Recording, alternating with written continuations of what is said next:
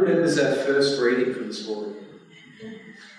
It's a good one, wasn't it? Fantastic. What a zinger. So, that reading, I saw it and I thought, yeah, okay, that's interesting, but I have a baptism at Burpengary tonight, right?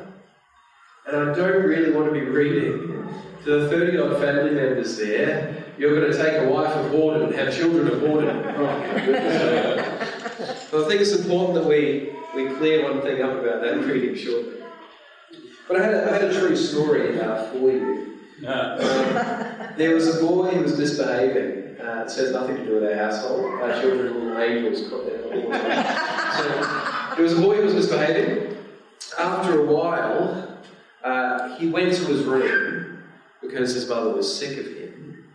And he returned to inform his mother that he had thought it over and he'd been praying really fervently about it.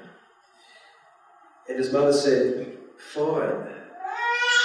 He said, if you ask God to help you not misbehave, then you won't misbehave. I'm very proud of you.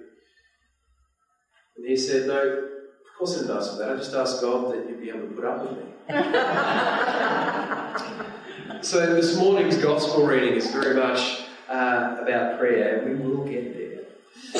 But this reading from Hosea, it has a bit to teach us about how we approach Scripture and why that's actually important. It's not just a few things we throw out there occasionally and say, yeah, well, I think the Scripture's like this and this one's like that. There's a very important reason why we understand certain Scriptures are written certain ways and other pieces of Scripture are written in other ways for different purposes. Some are literal, they're telling stories that historically happened. Some Scripture is poetry, so it's a beautiful spiritual poem. Other Scripture is allegorical and mythological, so it's telling a story that's coming from inspired imagination. But it's not a story that happened in history. It's not a literal story. It's not as if go for a walk over here, and then I say, I just went for a walk from here to here. You know that happened. That's historical. It's factual. But some stories are told because in order to communicate a deep, meaningful, eternal truth, there are no stories that happen just historically in that current context that could convey that truth. So stories are concocted out of great wisdom and divine imagination. And then, and this is by no means an exhaustive list of how Scripture is written, and then there's Scripture that will put a certain story or claim certain things about a historical figure who may be a hero in a community in order to get a voice across about the entire community itself. That's kind of what's going on here with Hosea. This is what sometimes trips people up when it comes to Scripture. Yes, there are some horrific stories in Scripture. There's no reason for us to deny that and try and tiptoe around it. It's just the reality. But stories like this seem incredibly abrasive when you first read them. I mean, that's horrible language, isn't it? Mm-hmm. I hope none of you use that in everyday life. You're going to take a wife of whoredom and have sons and daughters of whoredom. I mean, that's horrible language. However, the reason that it's written this way is that they're attributing something to Hosea, a hero in Jewish thought, in order to get a point across about the community. The idea of a wife of whoredom and having sons and daughters of whoredom is pointing symbolically to the relationship and the covenant between God and the people of Israel. You have been unfaithful. Israel has been doing unfaithful things. And the offspring of that, the outcome of those actions will be other unfaithful things. Things that are not right, things that are not pure, things that are not clean. That is what's happening with Israel. Remember we spoke last week about the northern kingdom of Israel, the southern kingdom of Judah? Right? We have a similar thing in here again. Now, not my people of Israel anymore. Judah's good, that's fine, but they're not my people of Israel anymore. And then we get the names that Rolling read out beautifully of the sons and daughters of Hosea. Interestingly enough, hopefully we'll get it next week and we'll look ahead. Those names in the next chapter, the very next verses, change. So the names given to Hosea's sons and daughters in the reading we've just had literally mean not my people, the son. And the daughter, I'll have to double check the daughter's name, it's something around broken covenant. That's what the names literally mean, right? But then when we get to the next chapter, the next couple of verses, the peace meaning not comes off the front of the son's name, and all of a sudden, it's my people. And the peace meaning broken from the daughter's name means in covenant with me. So do you see why it's really important to dig deep into the scripture and see the symbols and what's going on with the names and how it's written that way?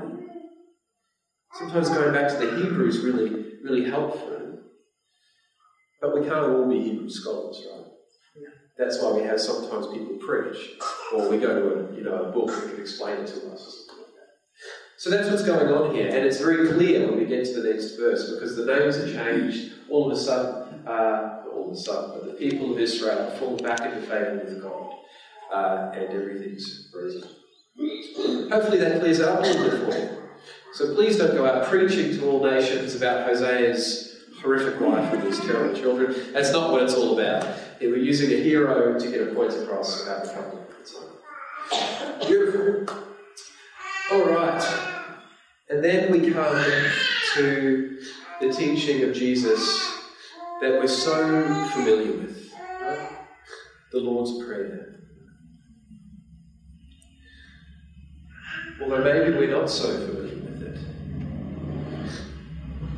Was the Lord's Prayer that Jesus uttered in today's Gospel the Lord's Prayer that we say every Sunday? Let me double check that for you. Father, hallowed be your name. Your kingdom come. Give us each day our daily bread. Forgive us our sins, for we ourselves forgive everyone indebted to us. And do not bring us to the time of trial. Is that what we pray every Sunday? Similar. We're missing a pretty key components. Yes. Deliver us from evil. Yes. The kingdom, the power, and the glory are yours now and forever. Amen. We're missing a few really important things. That we say today. The reason for that is because our Lord's Prayer is actually a melding of a couple of different ways that this was expressed in the different Gospels. So the way it has come to us today is a moulding of those few things. Again, very important, how we use Scripture and how we understand Scripture. But that doesn't make it any more or less accurate. It's a wonderful prayer. And I'm sure you'll know that Catholic tradition prays it slightly different to how we do. And before, when the King James Version reigned as king, right? And we all spoke in the same language as Jesus, Old English, and we all said it differently again, right? But now it's that slightly different. And it wasn't until King Henry came along that the end part, the kingdom, the power, and the glory are yours now and forever, was actually added onto the end of how we say the Lord's Prayer as Anglican people. Brilliant addition. Fantastic. Very scriptural. Good old King Henry was the one who gave us that. So he teaches us a bit about how we pray. Do any of you have difficulty sometimes praying? Yes. Sometimes do you find it, maybe a bit tiring or maybe a bit boring or something? This is a space of honesty. Right? The church is not a place where we pretend to be perfect and spiritual and lovely. That would be false piety. We spoke about that last week. This is a space of honesty. Well, if I'm honest, I do at times. I do too. I find it difficult or boring. That's why, I guess, we call it a spiritual discipline. Right? That's why the discipline of the church, that unfortunately historically we've seen as incredibly unhealthy ways of, you've been church disciplined if you've been put out of the congregation for a little bit of a while because you're not running in line with doctrine. And that's horrible. That's spiritual abuse. The discipline of the church is helping us to actually feel our relationship become closer with God. And part of the ways of doing that is through prayer. And Christ gives us a glimpse of that in today's gospel. So if we break that down, that very simple version of the Lord's Prayer that we're given today, that Jesus gives us as an example, we have sort of about 4 or 5 little aspects. 1, God hears, right? God hears us. 2, God provides. God provides our needs, what we want, what our needs. God forgives. God is merciful. We hear that all the time. Christ was so clear, so confident about the mercy of God. God protects. Interesting thing about that, I'll make a quick comment on that shortly. God protects. It does not always mean what we think of protection, especially the way society teaches us how to protect ourselves at times. And God expects us. This is not just, we can do it every now and then. It's not an important part of our tradition or discipline. God expects us as Christian people to be generous to one another in every aspect of our lives. Remember, God is also merciful, and God does not expect us to be perfect, but God expects us to be generous. So a really small little version of what we know as the Lord's Prayer today, a very succinct, simple one, teaches us so much about what Jesus has to say about prayer. Now, when it comes to protection, remember Jesus focused on mercy. I don't know how many of you do morning evening prayer religiously, unintended, during the week, but there was a morning prayer 3 days ago, and I spoke to a few of you about it during the week. That was a sparkling example within the readings of how scriptural interpretation, how putting it together can be really powerful. During that morning prayer, we had a couple of readings. One was of Elijah, sitting up on a hill, right? And the king wasn't happy with him sitting up there. He wanted him to come down. So he sent up a captain with 50 men to speak to him. And the captain with the first 50 went up and said, look, the king would like you to come down. Can you please come down now, man of God? And Elijah said, well, if I am a man of God, may fires from heaven come down and consume you right now. Fires from heaven come down and consume the burnt all to a crisp. What a man of God. And then the king hears about this, gets a second captain of 50, runs up the hill. The second captain of 50 says, the king commands that you come down from this hill, man of God. He said, well, if I am a man of God, may fire from heaven come down and consume you. Guess what happens? Fire from heaven comes down, burns them to a crisp, consumes them. Right? Then he sends up a third captain, the third 50. You understand this captain's a little bit nervous. He's heard about this man of God. Goes up the mountain, throws himself at the feet of Elijah, and says, I'm paraphrasing, I'm sorry, I've forgotten the word from the word. He says, man of God, if it is your will, please accept our lives and teach us to follow you. And he says to them, you know what? I won't go with you. Stands up, goes down the hill, and says, I will not the servant, goes back down to the king. Now that's a lot of violence, right? That's 100 people burnt to a crisp because this man of God commands it. The very next reading was the gospel we had last Sunday, where they come across a Gentile town, right? Remember this? It was a Samaritan town with Jesus. They went ahead, they said, look, Jesus is coming. We need a place to stay. We'd like to come stay with you. And they rejected them. Completely rejected them. Remember what the disciples did? They came back to Jesus and said, this town will not accept you because you have your face turned to Jerusalem. Would you like us to command fire to come down from heaven to burn them? Where did they get that from? Jesus knew his scripture. His scripture was the Old Testament. It was Hebrew scriptures. What did Jesus do? How did he respond? He turns around and rebukes them. He says, no, we'll just go find another town. Very, very interesting. His own scriptures, his own prophets had burned 100 people to a crisp because they asked him to do something he didn't want to do. Yet we have the incarnate God on earth who rebukes his own followers for the simple suggestion of the same thing. It was almost like a direct rebuke from Elijah. God never, ever expects or supports us protecting ourselves with violence. God is merciful, even when people reject God. God doesn't use retribution. So what does it mean about our prayer? Well, I wanted to make this a teaching of prayer, and as I wrap it up, I will. There are many different ways we pray, and why have I spoken so much about how Scripture, we interpret it? Because when we pray, especially when we're praying with other people in public, and we probably all have done that at some point, the words we use and the prayers that we say actually say a lot about the God that we worship. They say a lot about how we understand God.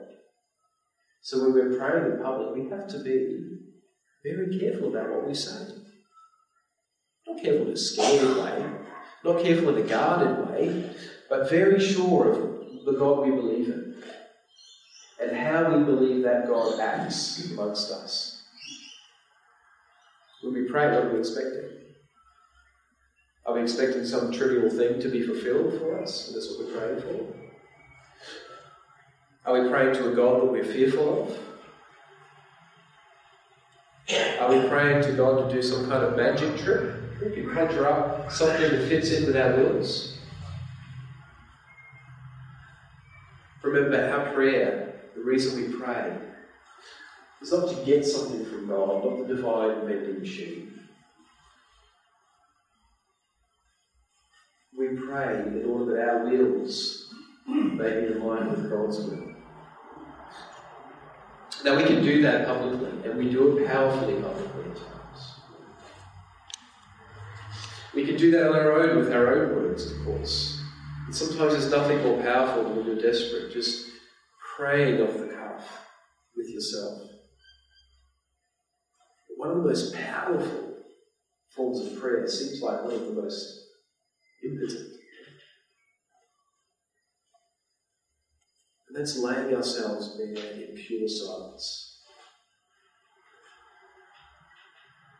Silence before God. How many people I've spoken to that say they find silence so hard? They don't like it. There's even some worrying ideas out there that if you meditate, if you sit in silence, not engaging with your thoughts, but in pure silence, that something else might come in and that thing will be bad.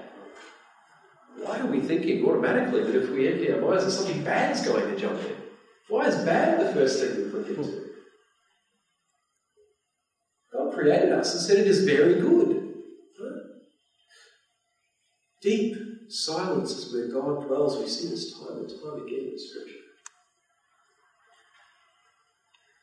So when we're praying publicly, we have to be sure of what that is. Are we actually giving a sermon but disguising it as prayer? I'm sure you've heard those before. Right? Heavenly Father, you do this. Actually preaching to people through prayer, not always helpful. In fact, never helpful.